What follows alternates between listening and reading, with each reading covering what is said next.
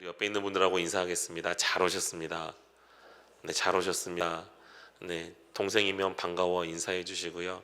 네, 전혀 반가워하지 않으시는 눈빛이시지만 네, 상처받지 마시고 왜냐하면 우리가 일주일 동안 이 험악한 세상을 살아가면서 그래도 주님의 은혜를 잊지 않고 하나님을 예배하는 이 예배 자리를 기억하고 이 자리에 나온 것 자체가 어쩌면 기적이고 하나님의 은혜이기 때문에 제가 옆에 있는 분들을 보고 반갑게 인사하라고 하는 거거든요.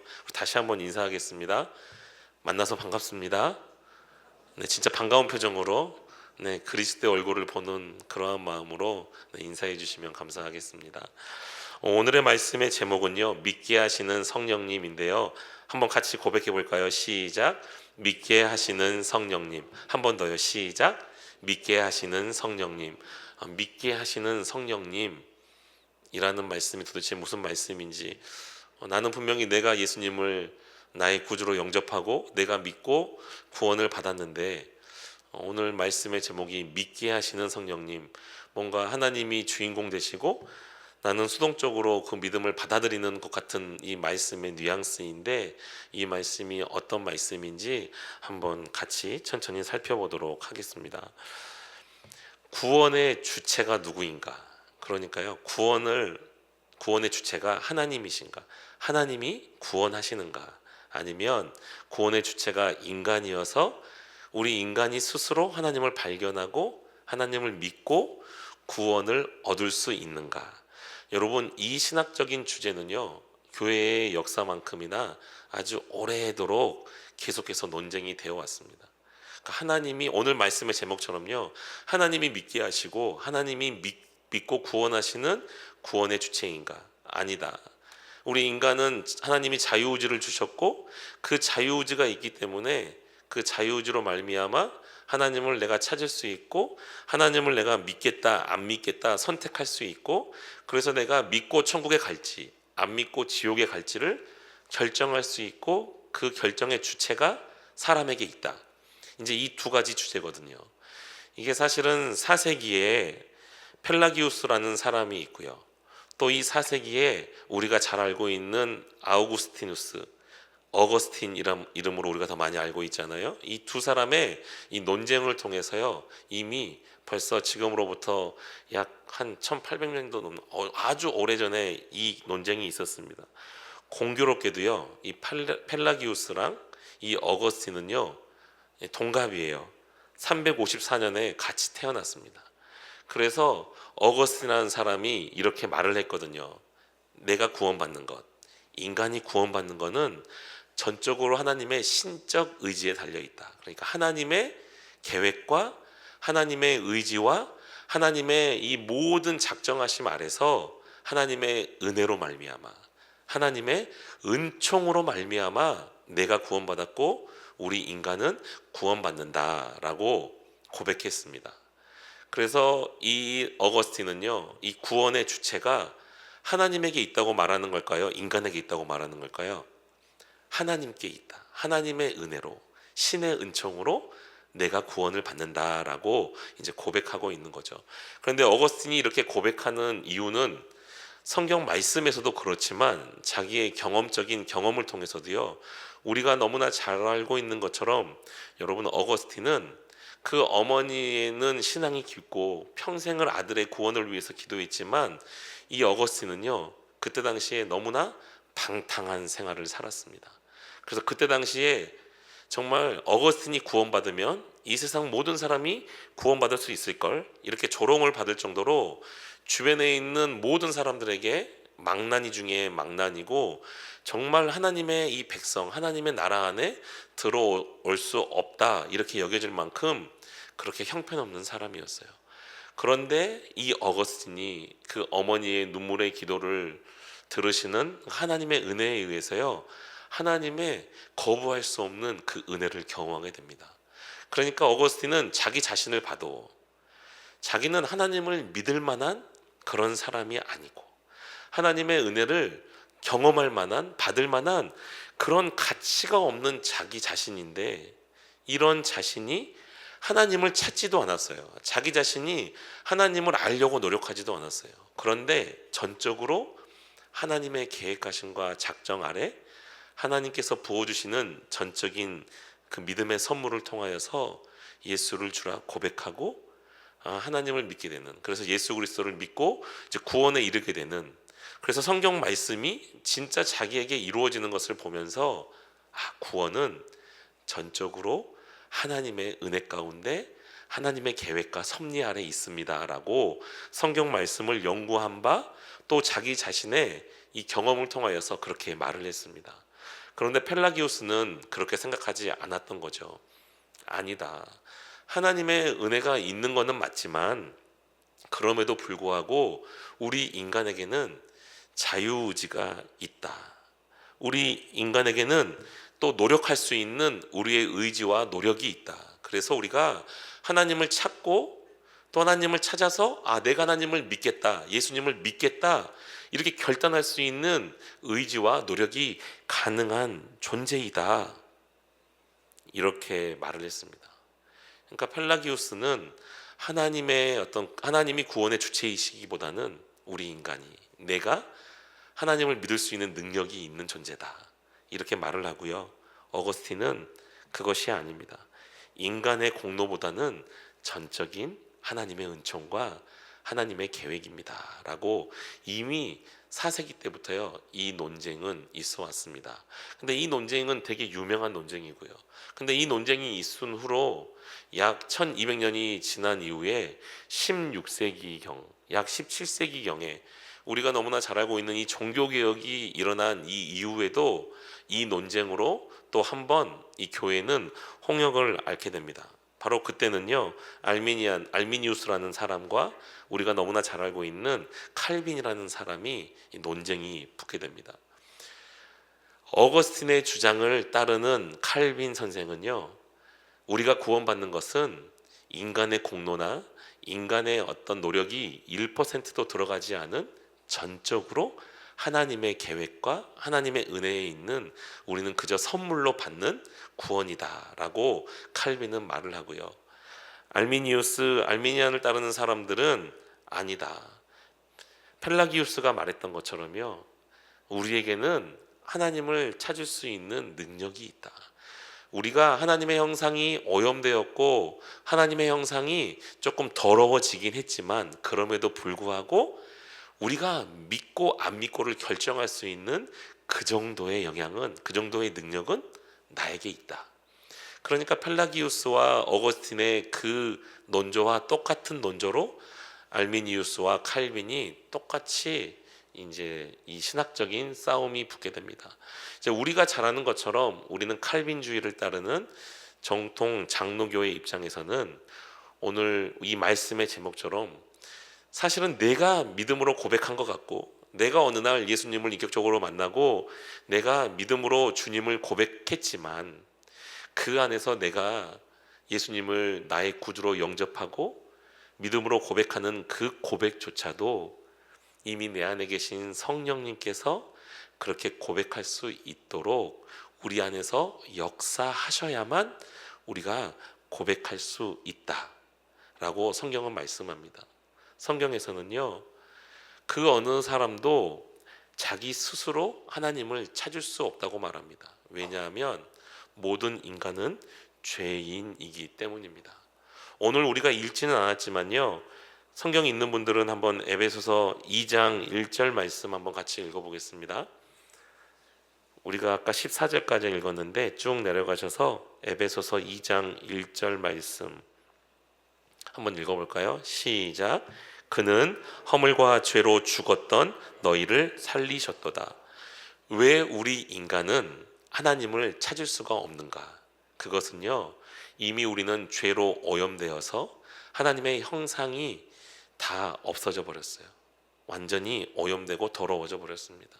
그래서 영적으로는요, 하나님과의 관계가 단절된, 하나님과의 관계가 끊어진 2장 1절의 표현대로면 허물과 죄로 죽은 존재입니다.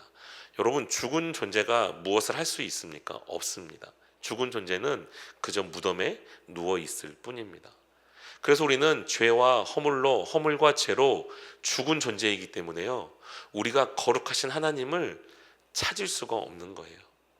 그래서 하나님께서 우리에게 찾아오시고 하나님께서 우리에게 은혜를 베풀어 주셔서 우리에게 다가오시지 않는 한 우리는 하나님을 찾을 수 없는 영적으로 허물과 죄로 죽은 존재입니다.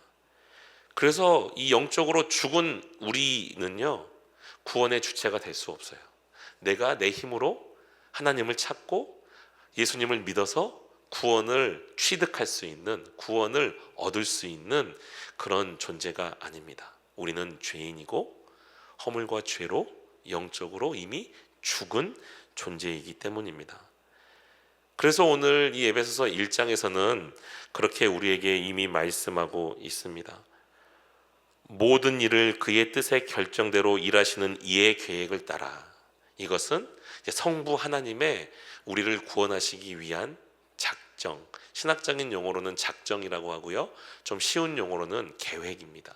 우리를 구원하시고자 이미 작정하신, 계획하신 그 계획에 따라서 우리는 이미 구원받기로 예정된 그 사람, 하나님의 자녀들이 되었는데요, 구원받기로 예정된 하나님의 자녀들에게 진리의 말씀, 곧 구원의 복음이 우리의 귀에 들려지게 하시고, 이 구원의 말씀이 우리의 귀에 들려질 때 성부 하나님께서 우리의 심령 가운데 성령을 보내주셔서 그 복음의 말씀이 들려질 때 우리가 아멘으로 믿게 하시는 분이 바로 성령이시다. 그래서 오늘 13절에 그렇게 말씀하고 있지 않습니까? 그 안에서 너희도 진리의 말씀, 곧 너희의 구원의 복음을 듣고 그 안에서 또한 믿어 약속의 성령으로 인치심을 받았으니, 그러니까 믿게 하신 후에 이제 성령의 약속의 인치심을 받았다. 여러분, 인치심이라는 말이 좀 생소한 말이지만요, 생소하지 않습니다. 여러분들이 뭐 집을 계약할 때나 계약서를 쓸 때나 뭐 할 때, 아니면 이런 뭐 신청서를 쓸 때도 날짜를 쓰고 그 밑에 뭐 신청자, 계약인 한 다음에 이홍배, 그 뒤에 서명 또는 인 이렇게 되어 있잖아요. 인이라고 하는 거는 도장을 찍는 거고, 여기서 인친다라고 하는 말이 도장을 찍는 거거든요.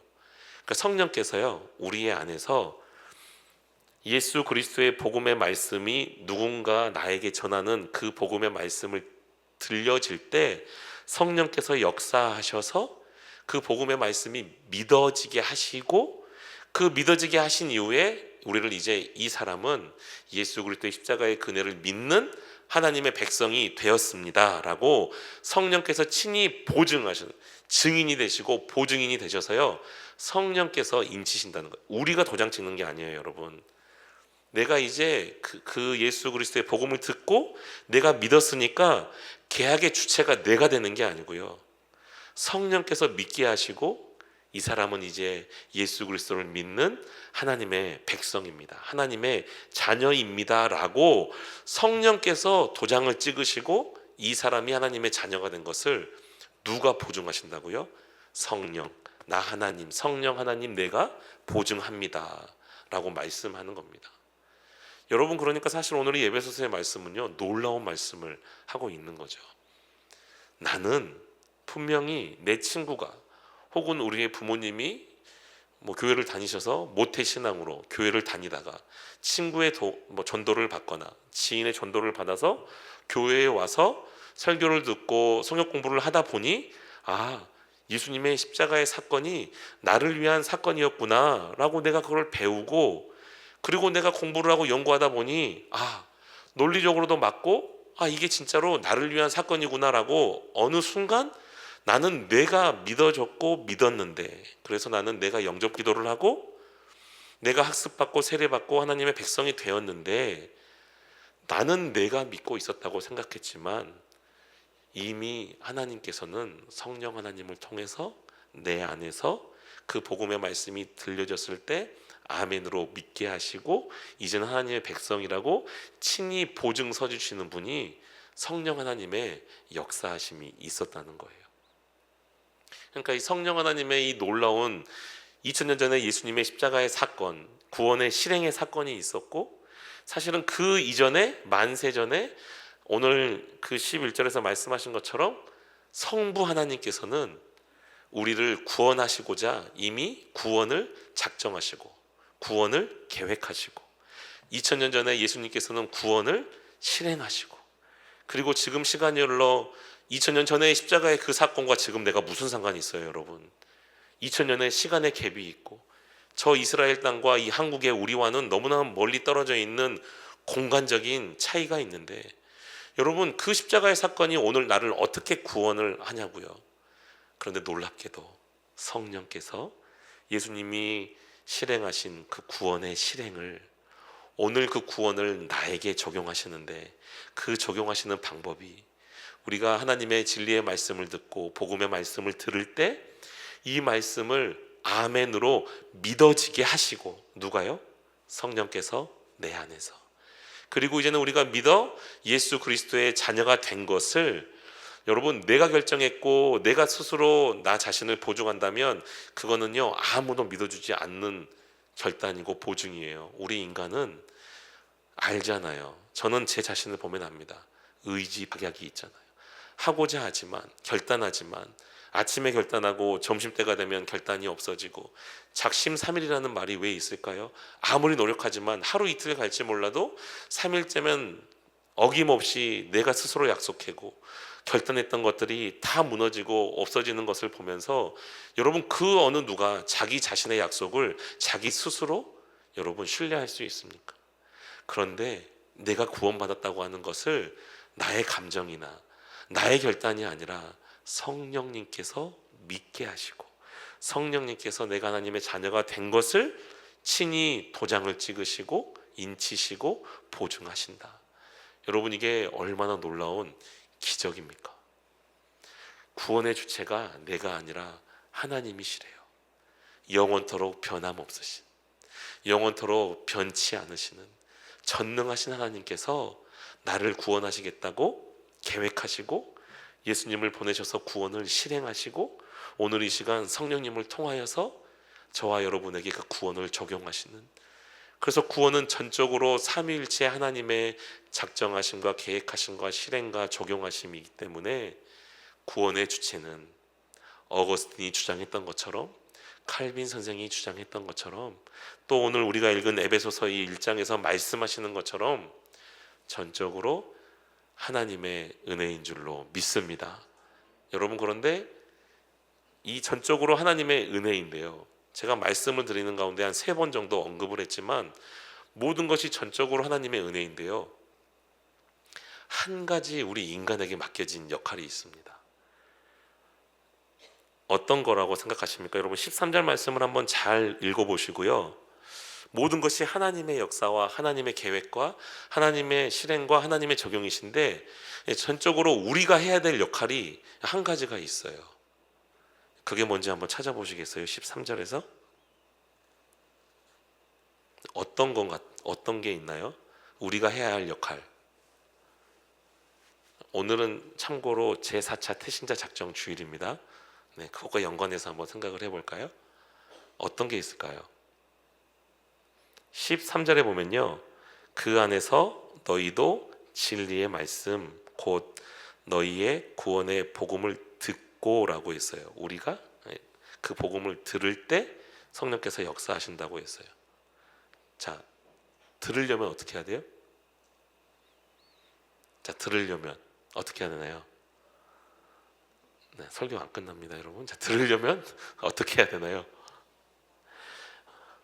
여러분, 로마서 성경책에 있는 분들은, 또 혹시 핸드폰 앱에 있는 분들은 로마서 10장 14절 말씀 한번 찾아서 읽어보겠습니다. 로마서 10장 14절 말씀입니다. 로마서 10장 14절 말씀, 우리 한 목소리로 한번 읽어볼까요? 시작. 그런즉 그들이 믿지 아니하는 일을 어찌 부르리요? 듣지도 못한 일을 어찌 믿으리요? 전파하는 자가 없이 어찌 들으리요?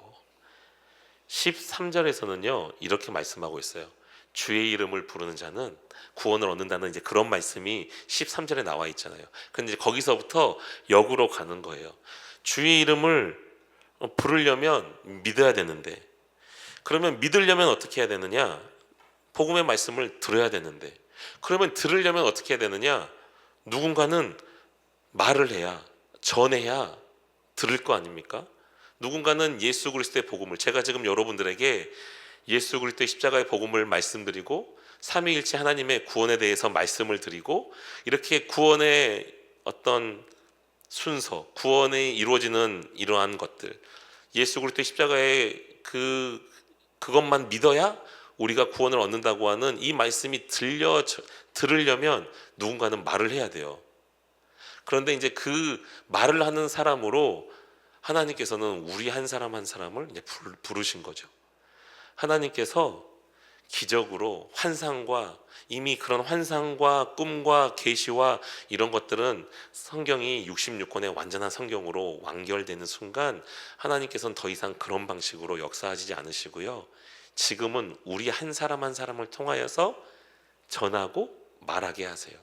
그래서 예수님이 마지막 명령이 뭐예요? 땅끝까지 이르러서 내 증인 되지 않을래? 너희가 듣고 본 바를 이야기하고 전하지 않을래? 성령이 너희에게 임하시면 너희가 권능을 받고 사마리아와 온 유대에서 땅끝까지 이르러 내 증인, 예루살렘과 이렇게 쭉 하면서 땅끝까지 이르러서 내 증인이 되라고 말씀하시잖아요. 증인이 뭐예요? 내가 보고 들은 거를 그대로 전하는 사람이잖아요. 그러니까 오늘 이 말씀에서는요, 우리가 전하는 그 복음을, 여러분 우리는 아무 힘이 없어요. 그저 이 복음의 말씀을 전달할 뿐인 거예요. 그러니까 내가 이 사람을 구원할 힘은 없는 거고요, 나는 그저 전달하는 거예요. 전달하면 그 다음부터는 전적으로 누구의 역할이라고요? 성령 하나님의 역할이에요. 삼위일체 하나님의 일하심인 거예요. 그래서 여러분 고린도전서 1장 21절에 보면요, 이렇게 말씀하고 있거든요. 하나님의 지혜에 있어서는 이 세상이 자기 지혜로 하나님을 알지 못하므로, 이 세상이 자기 스스로 하나님을 알지 못해요. 아까 말씀드렸던 것처럼 우리는 허물과 죄로 죽은, 영적으로 죽은 존재이니까요, 하나님을 찾을 수가 없어요. 그래서 하나님이 한 가지 방법을 생각해내신 거예요. 우리가 스스로 하나님을 찾지 못했기 때문에 방법을 생각한 게 뭐냐면요, 하나님께서 전도에 미련한 것으로 믿는 자들을 구원하시기를 기뻐하셨도다. 먼저 믿은 우리들이 하나님의 도를, 복음의 말씀을 전하는 이 전도의 방법으로 또 다른 하나님의 믿기로 예정되신 사람들을 구원하시기로 이미 하나님께서 작정하시고 계획하셨다는 겁니다. 그러니까 여러분, 우리가 전하지 않으면 어떤 사람들이 복음을 듣지 못합니다. 여러분, 우리가 태신자를 품고 기도하면서 하나님, 내가 어떻게든 이 사람에게 복음을 전할 수 있도록 환경과 여건을 열어주세요. 가족일 수도 있고 친구일 수도 있고 뭐 동료일 수도 있고 이웃일 수도 있고, 여러분 그래서 몇 년 동안 1년, 2년, 3년, 4년, 5년 태신자를 품고 기도하다 보면 그 모든 것 가운데 역사하신 하나님의 은혜로 말미암아 복음을 전할 기회가 얻어지고 또 교회로 초청할, 여러분 너무나 기회가 좋잖아요. 우리가 복음을 잘 못 전할 수밖에 없으니까, 내가 정말 부끄러워서 이 복음을 잘 전할 수가 없고, 그러니까 여러분 교회에서는 새생명 축제라는 날을 정해서 모시고만 오십시오. 어떻게만 모시고만 오십시오. 그러면 목사님과 준비된 강사님과 여러 준비된 행사들을 통해서 예수 그리스도의 복음을 증거하게 하고 또 선물도 드리면서 그분들에게 대신 복음을 증거해 드리는 그러한 일들을 교회적으로는 11월 3일 새생명 축제 때 하는 거 아니겠습니까? 우리는 그저 뭐만 하면 되는 거예요. 태신자를 품고 하나님, 이 사람에게 복음을 전할 수 있는 기회를 주시고, 아니면 하나님, 이 사람을 구원해 주십시오. 하나님의 백성 삼아 주십시오. 우리는 그저 기도하고 그들을 교회로 인도하는 거죠. 여러분, 여기까지는 우리의 역할인 거예요.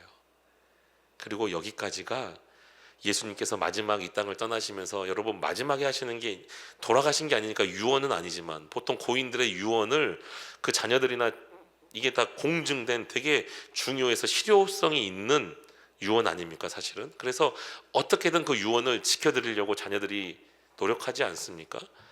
예수님의 마치 유언과 같은 그 말씀이 선교하고 전도하고 복음을 증거하는 증인이 되라는 말씀인 거죠. 그런데 여러분, 우리는 전혀 생각조차 안 하고 너무 살아가는 경우가 너무나 많이 있습니다. 여러분, 믿게 하시는 성령님, 계획하시고 구원을 실행하시고 구원을 적용하시는 모든 것을 하나님께서 다 하십니다. 그런 하나님께서 저와 여러분을 구원하셔서 이 자리에 앉아서 예배드리는 예배자로 초청하셨습니다. 그러면서 우리에게 하시는 거는 딱 하나만 할래? 진리의 말씀, 이 복음의 말씀이 증거될 수 있도록 다른 누군가에게 전달하는 전달자의 역할만 해줄 수 있겠니? 증인의 역할을 해줄 수 있겠니? 라고 지금도 우리에게 말씀하시는 거예요. 내가 그 방법 아니고서는 믿는 자들을 구원하지 않을 거야. 고린도전서에서는 전도의 미련한 방법으로 내가 믿는 자들을 구원할 거라고 분명하게 못 박으셨어요. 여러분, 그거는 우리의 역할입니다. 그리고 그것은 우리의 사명입니다. 여러분들이 교회에서 섬기시느라고 되게 바쁘신 거 알고요. 또 직장생활 하시거나 공부를 하거나 사업장을 운영하시거나 또 가정을 돌보시거나 여러 가지로 정말 바쁘신 거 알지만, 여러분, 우리가 이 땅을 살아가는 이유는요, 오늘 말씀에 보면 12절 마지막에는 그의 영광에 찬송이 되게 하려 하심이라, 14절 마지막에도 그의 영광을 찬송하게 하려 하심이라. 그의 영광을 찬송하며 하나님이 하신 일을 기뻐하고 나를 구원하신 것을 감격하여서 하나님을 찬양하면서 우리가 해야 할 가장 첫 번째는 뭐냐? 하나님이 가장 기뻐하시는 전도이자 태신자를 품고 기도를 시작하는 그 기도입니다. 여러분, 하나님이 다 아십니다. 하나님이 다 아셔요. 그런데 우리가 해야 할 우리의 분깃이 있습니다. 그들의 귀에 복음이 들려지도록 복음을 전하거나 복음을 들을 수 있는 교회로 초청하거나 어찌됐던 그들의 귀에 복음이 들려질 수 있도록 메이커, 그들을 모시고 오는 피스메이커, 하나님과 그들을 화평케 하는 이 화평자의 역할, 전도자의 역할, 이 역할이 우리에게 남아 있는 거예요. 그러니까 여러분, 모른 채 하시면 안 돼요. 우리 찬양으로 고백하셨잖아요. 하나님의 뜻을 알게 하시면 우리가 순종하겠다고, 하나님의 뜻을 보여달라고 우리가 여러분 그렇게 찬양하셨지 않습니까? 하나님의 뜻이 여기에 있습니다. 모든 것을 계획하신 하나님, 모든 것을 일하시는 하나님이 계시고 우리에게는 그저 이 복음을 전달하라고, 태신자를 품고 기도하고 그들에게 전도하고 하는 이 놀라운 사명에 동참하라고 하나님께서는 오늘도 우리에게 말씀하고 있습니다. 내가 다 할게. 내가 다 할게. 그런데 너희는 이것만 해주면 안 되겠니? 참 미련한 방법이지만 그 전도의 미련한 방법으로 내가 믿는 자들을 구원하려고 내가 그렇게 결정했어. 너희들이 내 말을 듣고 전도하면 안 되겠니? 라는 성령의 음성을 이 시간에 좀 듣는 시간이 되시면 좋겠습니다. 성령 하나님의 감동하심을 받고 혹시나 아직까지 태신자 작정을 못하신 분들이 있다면 이제 오늘이 태신자 작정 주일이기 때문에 청년 2부는 뭐 다음 주 다다음 주 아마 또 그런 계획이 있는 것 같습니다. 청년 1부는 이미 지난번에 한번 1차 작정을 해서 19분의 지체가 35명의 태신자를 품었잖아요. 이제 오늘도 또 할 겁니다. 태신자 작정하지 못하신 분이 있다면 우리 3040 지체들도, 이 자리에 참석하신 성도님들도 본관 1층에 가시면 태신자 작정 카드가 있습니다. 작정하셔서 성도님들은 함에 넣으시고 1, 2부 3040은 그 부서에 가셔서 담당하시는 분한테 제출하셔서 꼭 하나님의 이 좀 전도 좀 할래? 태신자를 품고 기도할래? 하나님의 이 부르심에 응답받는 우리 사부 예배자들 되시기를 예수님의 이름으로 축복합니다. 믿게 하시는 분은 성령님이지만 우리에게도 역할이 있습니다. 우리 이 시간 찬양하고 기도하겠습니다.